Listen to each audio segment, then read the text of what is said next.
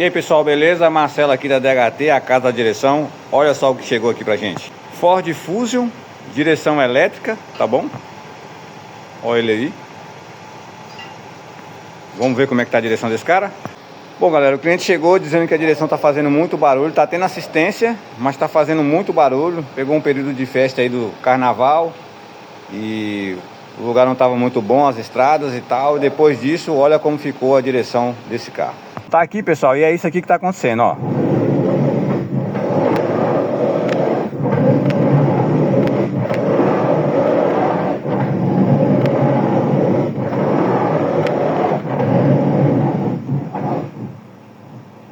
Olha as luzinhas ali acesas. ABS, controle de estabilidade. Bom galera, a gente vai tirar essa caixa de direção do Ford Fusion, caixa de direção elétrica. Vai fazer todo o procedimento, tá bom?